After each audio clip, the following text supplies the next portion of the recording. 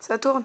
Bonjour, bienvenue. Aujourd'hui, nous allons vous présenter un texte intitulé « Préservons notre planète », présenté par mes camarades du collège de Gassicourt. Je vous dis bon spectacle.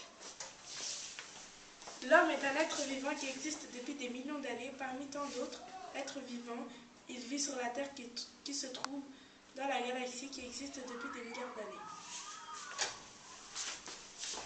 Mais cet être si intelligent qui parle, réfléchit et construit et étudie, consomme et détruit pour sa survie, il détruit tout ce qui l'entoure par ignorance ou par négligence. Il pollue la terre, le ciel, les forêts, les océans, et bientôt il ira polluer l'espace et les autres planètes.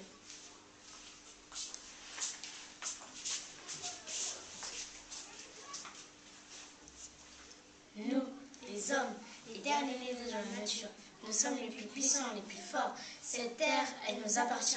Le ciel, c'est le nôtre. Ce que nous voulons, nous l'obtenons. Vous pensez qu'un feu de forêt en Amazonie, causé par une cigarette abandonnée, une usine nucléaire qui explose en Russie, une fuite de pétrole aux États-Unis, les baleines qui s'échouent en Australie ou le pôle Nord qui rétrécit, c'est à cause de nous? C'est faux, car la Terre doit nourrir ses enfants. 6 milliards de gens qui, pour se déplacer, doivent construire des avions qui voleront grâce au pétrole qui les extrairont. Les plantes, nous modifions leur génétique. Ce n'est pas bénéfique. Les animaux, nous les domptons. Et quand les arbres tombent, c'est quand la terre sera morte, c'est sur les autres planètes que nous montons. Oh oui, quelle absurdité! Tu t'en rends compte qu'une bouteille en plastique au fond de l'Atlantique, c'est un poisson qui l'avale, ça peut être... et c'est dans ton estomac qu'elle s'installe. C'est la loi de la physique. Un baril de mazout brûlé sur la route, c'est tes poumons qui l'inhalent, ça peut être fatal. La neige qui fond, la terre qui sèche, c'est bientôt notre extermination et notre perte. Et ce n'est ni sur Mars, ni Vénus, pilotés par des astronautes, que l'on va rattraper nos fautes. On est tous concernés, et ce que je dis, tu dois corroborer ton projet de préservation de la Terre, élaboré si tu veux être honoré, car c'est le patrimoine commun de tous les êtres humains. Voyons l'état des continents. Je pose un slam.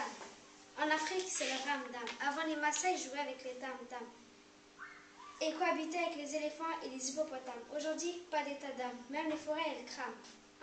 En Amérique, c'est catastrophique. La civilisation aztèque part en échec. On remplace la culture du cacao et de la caféine par la cocaïne. On complique même les choses symboliques.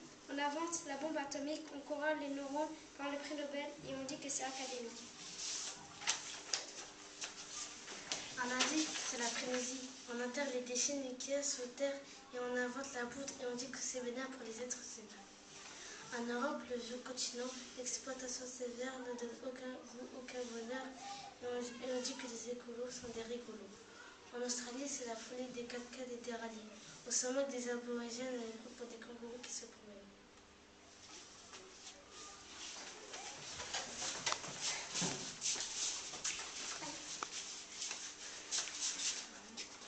Nous constatons que c'est accablant et nous devrions certes produire un sort à l'avenir.